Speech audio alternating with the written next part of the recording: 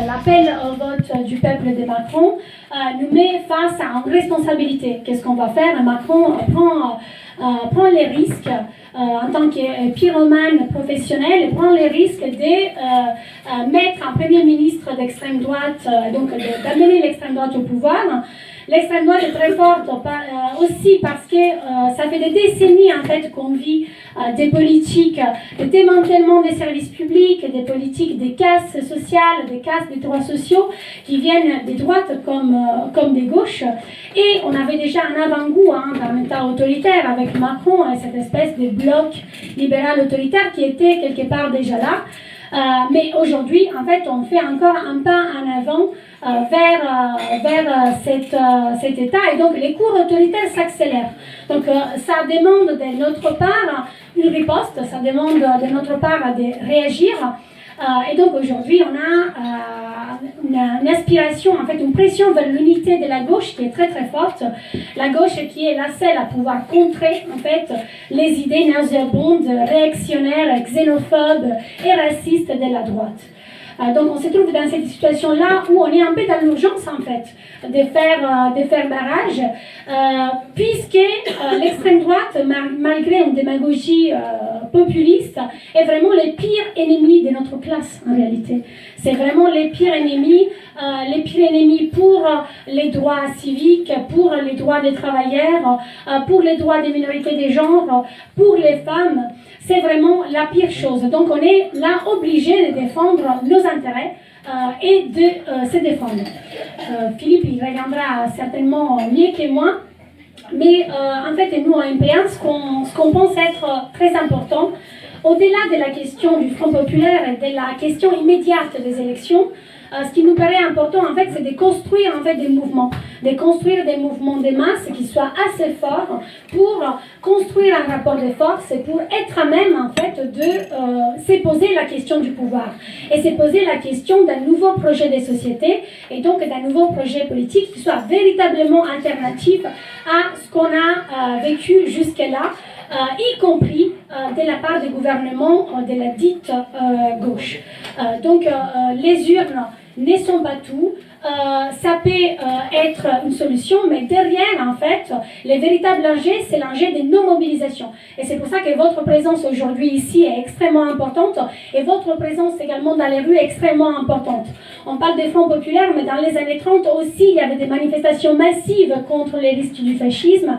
Il y avait aussi des grèves générales. Donc, en fait, les appareils politiques et tout seuls ne vont pas changer la donne. Ils vont les faire toujours sous pression des non-mobilisations. Et donc, merci beaucoup d'être là. Je vais donc donner la parole à notre porte-parole Philippe Poutou. Et puis, on va également débattre ensemble. Donc, on va vous poser la question, qu'est-ce qu'on fait maintenant? Comment vous voyez les choses pour pouvoir élaborer des solutions collectives? Merci à vous d'être là. Et donc, je laisse la parole à Philippe.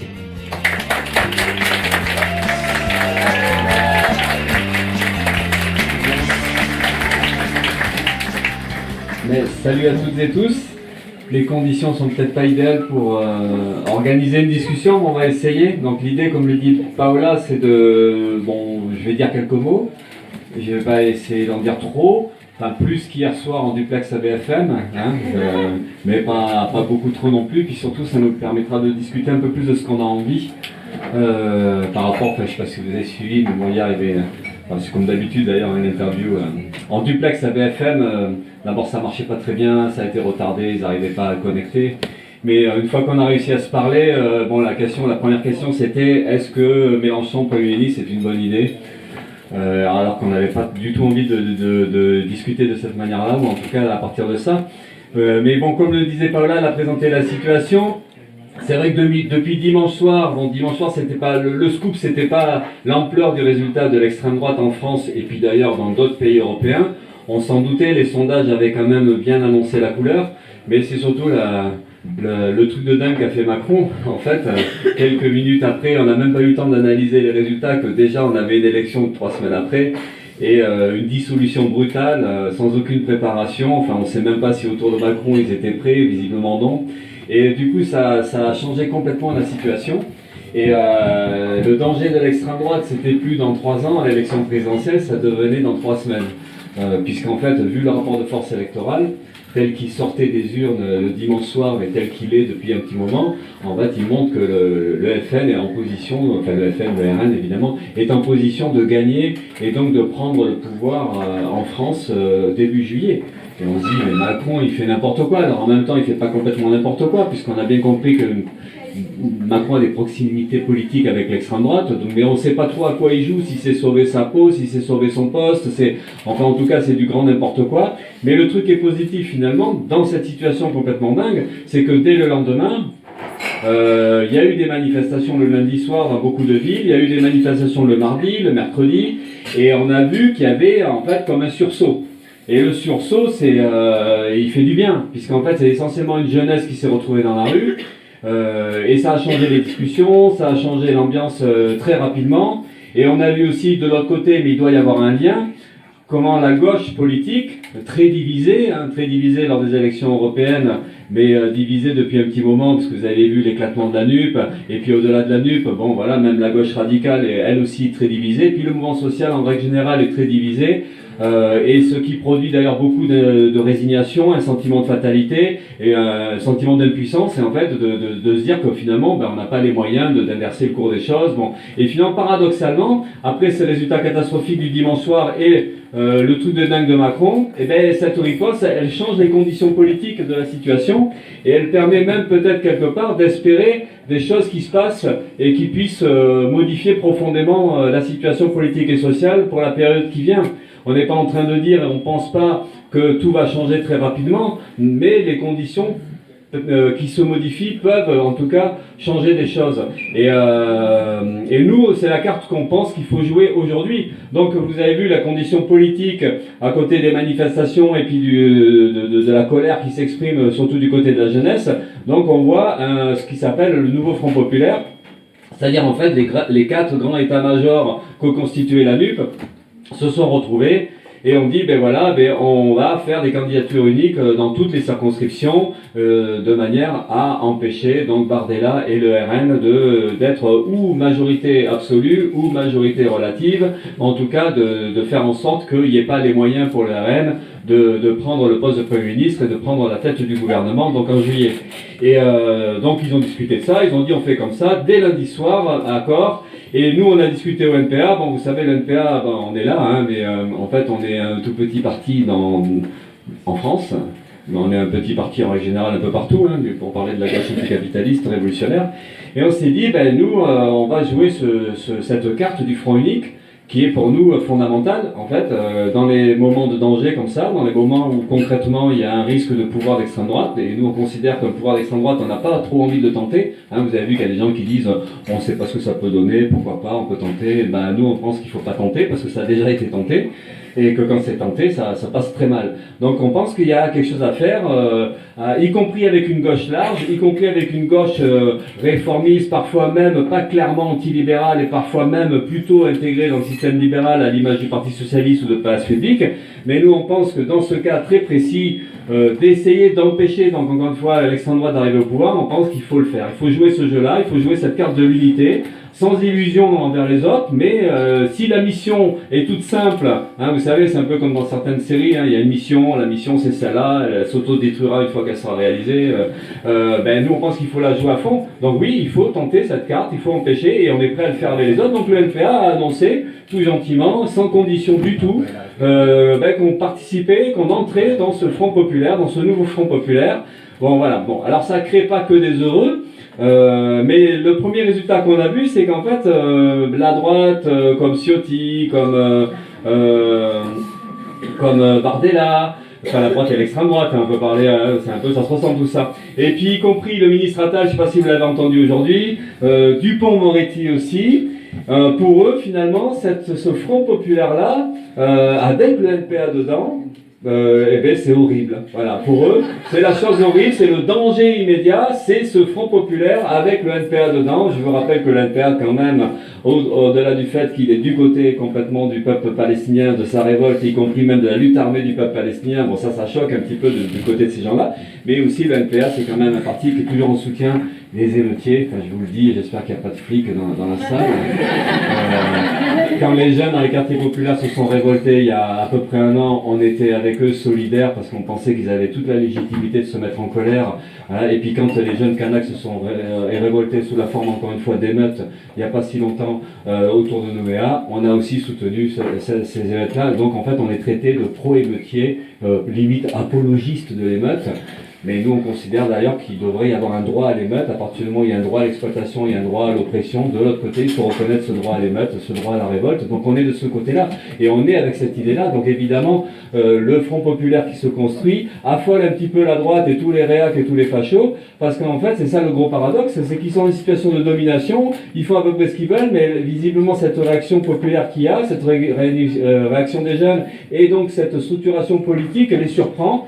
Et ils essaient de fragiliser, de casser ce petit élan qu'il peut y avoir, et notamment en diabolisant, là pour le coup c'est la diabolisation du NPA, des gauchos et des anticapitalistes comme nous, en essayant de mettre la pression sur le Parti Socialiste, de mettre la pression sur d'autres, de manière à ce qu'ils n'osent pas aller au bout de cette sorte d'unité un peu bizarre. Voilà. Mais nous, pour nous, cette unité, elle est pas bizarre, elle est saine, et encore une fois, même si ça comprend une gauche large, avec qui on n'a pas beaucoup d'accord finalement, en dehors de cette lutte unitaire contre l'extrême droite et contre le fascisme, mais n'empêche que c'est des réflexes sains, et c'est ça qu'on veut cultiver. Donc derrière cette unité qui se construit, on espère qu'elle va aller jusqu'au bout, parce que je ne sais pas si vous avez suivi les infos, ça se dispute un peu quand même, hein, entre LFI, le PS, même s'ils se répartissent toutes les circonscriptions, visiblement il y a des points qui coincent, et y compris sur des questions programmatiques, donc on ne sait pas trop, mais on peut penser quand même que ça va aller au bout, enfin en tout cas on espère que ça va aller au bout, et nous on jouera le jeu jusqu'au bout, y compris si on n'a aucune proposition de candidature, parce que pour l'instant on n'en a aucune, et on aimerait bien en avoir. Hein. Sachez, vous là, vous êtes là, on est en direct, sachez que si on n'en a pas, c'est pas parce qu'on n'en a pas voulu, hein. C'est parce qu'ils n'ont pas voulu nous en donner. Hein. Alors on n'est pas électoraliste, mais nous on aimerait bien avoir des candidatures, et on aimerait bien même, si c'était possible, d'avoir des postes de députés. Et on ne court pas après des postes, on court après rien du tout. Mais ceci dit, si on est là, si on peut dire des choses, si on peut faire du bruit, y compris dans des institutions comme le Parlement, on est archi pour le faire. Hein. Mais bon, ceci dit, c'est pas des conditions. Nous, l'essentiel pour nous, c'est de jouer, de construire cette mobilisation unitaire. Et on sait qu'en plus, l'enjeu, il n'est pas que électoral. L'enjeu, c'est pas que le 30 juin, c'est pas que le 7 juillet, c'est aussi tout ce qui va pouvoir se construire par en bas. Et nous, on est des militants beaucoup plus à l'aise, évidemment, sur le terrain des luttes, sur le terrain des mobilisations, sur la rue, que dans les institutions. Et donc on sait qu'il y a ces deux choses qui se jouent. Donc il y a le côté institutionnel et le côté électoral. Il est important parce que, mine de rien, empêcher Bardella de prendre le poste de Premier ministre le 7 juillet, ce serait déjà pas mal. Parce qu'en fait, ça permettrait de donner des conditions plus favorables pour le combat par la suite. Mais il y aura de toute façon un combat par la suite. Et c'est cette situation-là qu'on voudrait discuter. C'est comment par en bas, des jeunes et les moins jeunes, des syndicalistes, des militants associatifs ou des gens qui ne sont pas du tout militants, la gauche politique, comment on peut, nous, reconstruire des outils unitaires, comment on peut reconstruire un outil politique qui soit celui dont on a besoin, celui qui est lié aux luttes, celui qui pose le problème d'un rapport de force.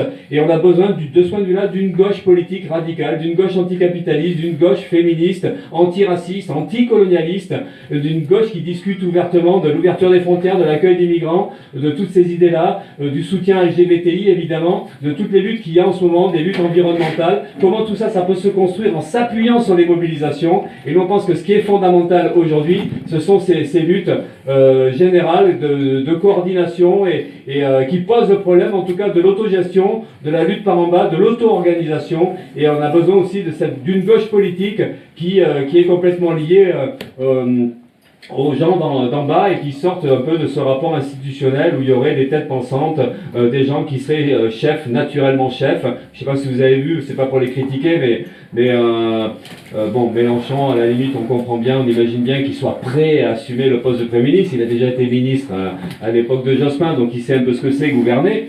Vous avez peut-être vu Ruffin ou entendu Ruffin dire que lui aussi il était prêt. Bon, nous, on vous dit clairement qu'on n'est pas prêt à être Premier ministre. Hein. Voilà, on ne se sent pas capable d'assumer ce genre de poste en plus. Hein. C'est pas pour nous amoindrir ou nous critiquer nous-mêmes. C'est qu'en fait, pour nous, on ne conçoit pas le pouvoir de cette manière-là.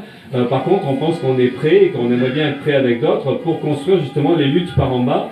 et arriver à faire en sorte que la mobilisation elle soit très collective et qu'on sorte un peu de ces personnalisations-là. Puis de toute façon, on sait que l'issue, elle ne sera pas fondamentalement institutionnelle, elle sera avant tout parce qu'un rapport de force sera changé dans la société et que ce rapport de force, il est lié forcément au fait que des gens très nombreux, des millions de gens, des dizaines de millions de gens, on ne sait pas combien, mais en tout cas qui prennent leurs affaires en main, qui font de la politique eux et elles-mêmes directement. Pour nous, c'est ça qui est fondamental et c'est ça qu'on peut essayer de construire dans la période qui vient, parce que visiblement, on est dans un petit moment un peu favorable quand même. Hein, bon, et je finis là-dessus parce que le truc est très dur quand même, parce que bon, évidemment l'extrême droite est en position dominante et puis la droite réac et puis les possédants, les bourgeois, enfin, tous ces gens-là, tous ceux qui nous font la morale et qui nous dominent par en haut, ça, ils sont toujours dans une position forte.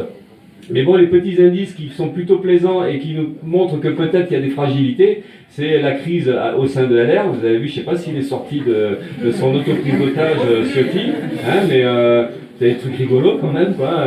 Ils virent leur président, mais lui dit non, je reste président. Il s'enferme dans son château. Et puis à côté de ça, c'est Zemmour qui chouine. J'étais trahi par. Vous avez vu tous ces trucs-là, quoi. Il a viré Maréchal, enfin la Marion Maréchal. Et donc en fait, et puis on voit les Moretti qui s'inquiètent. Attal 2 fois aujourd'hui qui a dit attention, il y a l'NPA qui est là, c'est dangereux. Putain, si on savait qu'on était aussi dangereux que ça, franchement. Mais bon voilà, mais ça c'est des trucs un peu marrants, mais en même temps ça peut illustrer quelque part aussi quelque chose qu'ils maîtrisent pas. Mais ce qu'ils craignent, c'est pas en tant que tel le NPA. Bon, évidemment, vu les muscles qu'on a, on pense pas qu'ils aient assez peur de nous à ce point-là. Mais ce qu'ils craignent, c'est que derrière tout ce qui est en train de se passer aujourd'hui, c'est que là, justement, il peut y avoir un sursaut politique de la part, du côté d'une partie de la population. Et quand on relève la tête, quand on se sent un peu plus en confiance, quand on descend dans la rue, bon, certes, des fois, on va brûler peut-être une banque ou un arrêt de bus, mais franchement, pour nous, c'est pas grave. Mais ne le répétez pas, parce qu'on va avoir des emmerdes aussi. Mais c'est cette ambiance-là où on retrouve de la confiance, où on a envie de se battre, et on se dit, finalement, peut-être qu'on peut agir et peut-être qu'on peut changer la donne. Et c'est de ça qu'ils peuvent avoir peur, en fait, les gens d'en haut, parce que ça fait tellement longtemps qu'ils nous écrasent, qu'ils nous dominent, et qu'ils font tout pour nous diviser, qu'ils font tout pour nous écraser et nous affaiblir. Mais quand ils voient que finalement, la connerie de Macron, ça permet de faire un réveil, ils se disent, merde, et peut-être que Macron, il pense qu'il a fait une connerie maintenant, mais c'est trop tard. Et donc, de cette connerie-là, essayons-nous d'inverser le cours des choses et d'agir et de construire encore une fois, donc localement, et puis on verra comment on peut le faire à l'échelle nationale. Mais en tout cas, il y a de quoi espérer quand même des choses très positives dans la période qui vient, puis on verra tout ce qui se passera. Mais en tout cas, il y a un combat à mener, un combat politique est vital, parce qu'en face, on a des ennemis, comme le disait Paola, des ennemis de classe, et des gens, s'ils arrivent au pouvoir, ou si c'est pas eux, ça peut être d'autres, mais en tout cas, il y a un danger réel qui est lié à la crise du monde capitaliste, qui est lié au fait qu'aujourd'hui, il faut toujours faire payer les plus pauvres, parce que plus on les fait taire, plus on les intimide, moins ils auraient la force de se battre. Et donc c'est tout ça qui se joue aujourd'hui. Donc il va falloir qu'on se défende, et je crois que je peux arrêter là quand même, quoi. Et puis on peut essayer de discuter un peu.